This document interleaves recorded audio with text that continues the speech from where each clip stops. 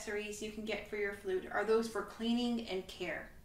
Now, the first thing that you really need to get is a cleaning rod or a tuning rod, just depending on how you use it, changes the name. So first of all, it's called a tuning rod because if you look at the end without the hole, the opposite end, the one that has a line on it, the reason that line is there is because if you put it in your head joint and you look at it, that line should be in the very center of the head joint. What it's doing is testing your cork position in that stopper, right? So it needs to be in that very center, and if it's not, that means the cork is in the wrong place, and that you either need to push it down a little bit, which means you have to take the crown off and push down a little bit, or you need to push up a little bit and try to get it in the right spot. Now, sometimes they can be really resistant to moving, but it is possible, or you can have a technician do it. Okay, so then the other side of your rod is your cleaning rod. And this one's kind of like a big needle because you're supposed to thread it. So what you do is you get a cloth.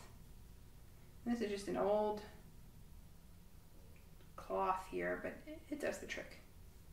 All right, so you thread the cloth a little bit right there, and then you wrap it around one time. That way it's not too thick, but it covers the stick.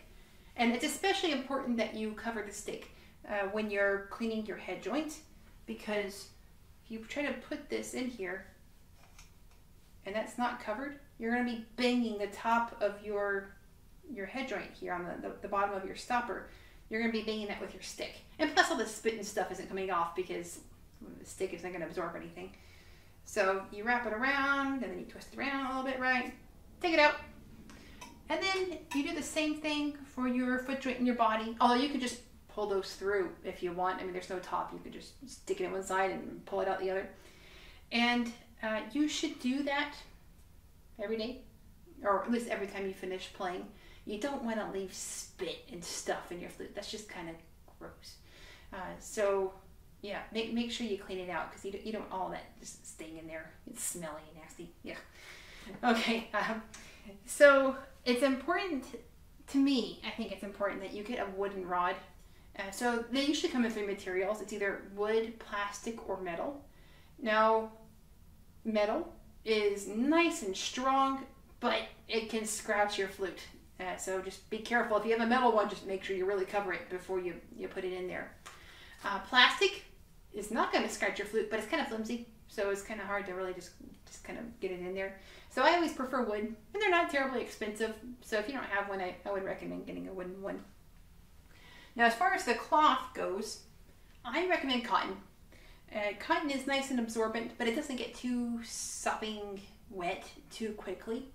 And so I usually use just like an old handkerchief, because for some reason in all those cleaning kits they sell out there, very few of them actually come with cotton cloths.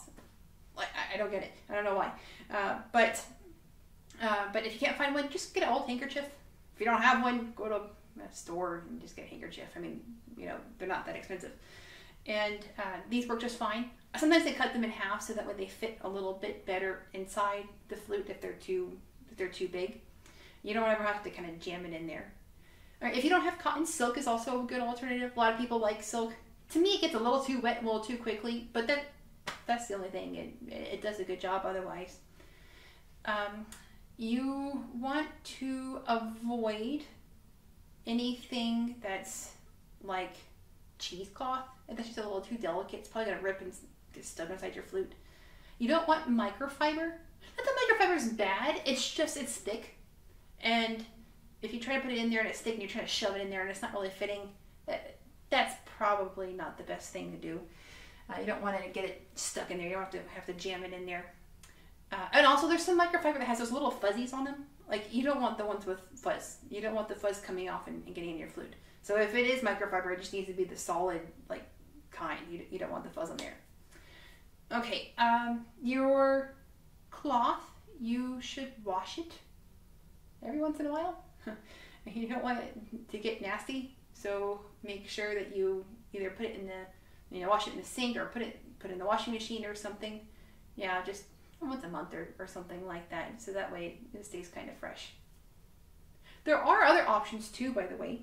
So those are just regular cloths that you thread with your rod, but there are actually other things that you can do too. And one would be something like this.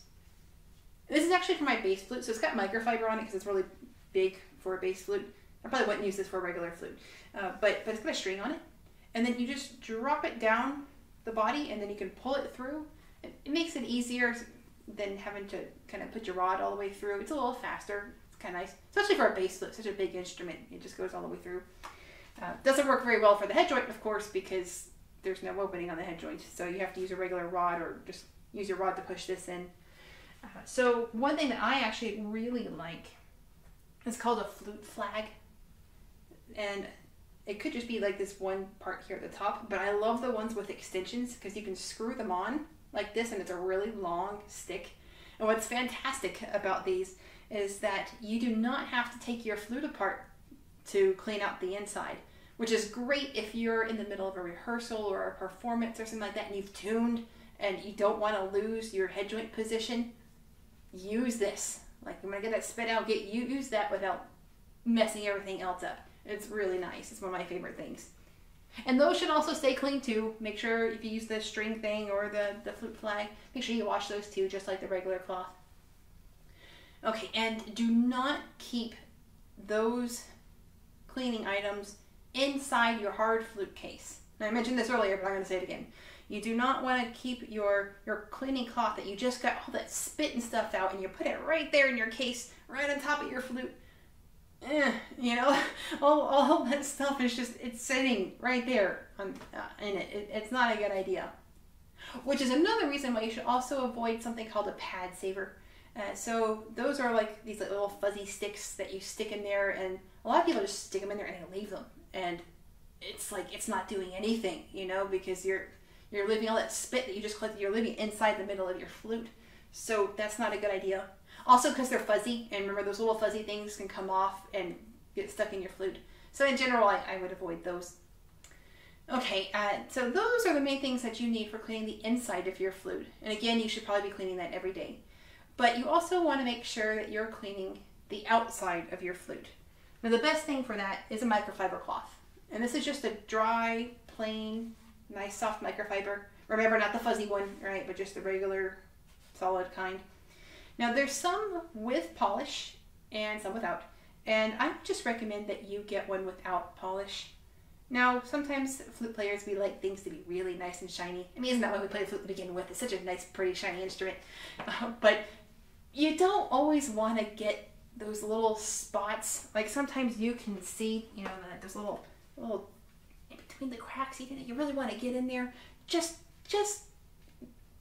get the main spots and don't use polish because the polish can wear out metal. I mean, that's really what polish does. It removes metal.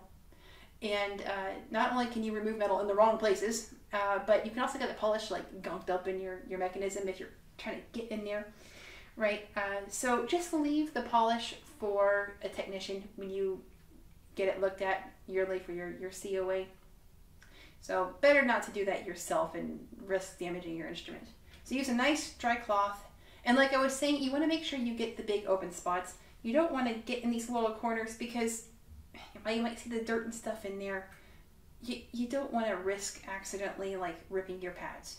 So don't get underneath the keys here. Don't get between them. It's just because a lot of these pads, remember we're talking about the skin that's on the pads, right? If you accidentally get your cloth going across those, you're going to rip them. And then you have to get your pads fixed. So just stick with the big spaces, you know, on top of the keys and the big open spaces. And then another thing that's really important that you keep clean, not just because you want your flute to look pretty, but for a functional reason, that is, well, first of all, your lip plate, because that's where you spit and stuff, and that gets nasty if you just leave that on there.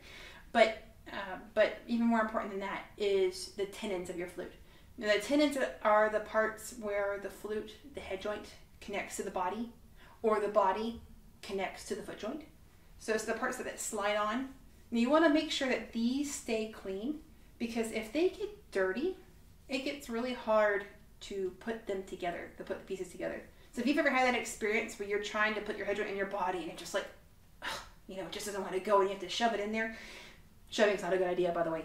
But like that's probably why, is that it's dirty. Or the metal's bent, and then you have to get it fixed. But most likely it's just dirty.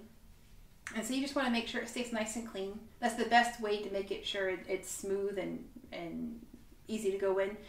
Do not use oil or grease or pencil lead. And it sounds like a good idea. It sounds like it's going to lubricate that joint, right? And make it slide nice and easy, which it does the first time. But the thing is, you're now adding more dirt and stuff that's going to get gunked up in there, and it's going to get worse and worse, faster and faster, the more you do that. So just keep it clean. Okay, and same thing for the foot joint, right? So the body connecting to the foot joint, this part right here, right? You want to make sure that stays nice and clean too. Now, if it's particularly bad, you can even clean the part, like your cloth, and clean the part where it connects right there. But usually your inside cloth does that, and usually it's fine. Well, if it's really bad, you might need to do that. Just be careful you don't bump into the pads. Okay. Okay, so the outside of your flute, you should clean. Well, you know, I'm going to be honest, I'm a little obsessive. I clean mine every single time after I finish playing. But once or twice a week. I mean, it depends on how often you play. But just once or twice a week is good. Let's make sure it stays clean. It's not as imperative as like the inside of your flute. Like if you don't clean it there, you know, that's kind of gross. So just every so often, make sure it stays looking okay, putting together nice and easy. Okay, and then I think that's it. Those are the main things really to keep your flute clean. So inside, cleaning your flute on the inside and on the outside, and keeping all of your cleaning supplies in your outer case, not inside your hard case.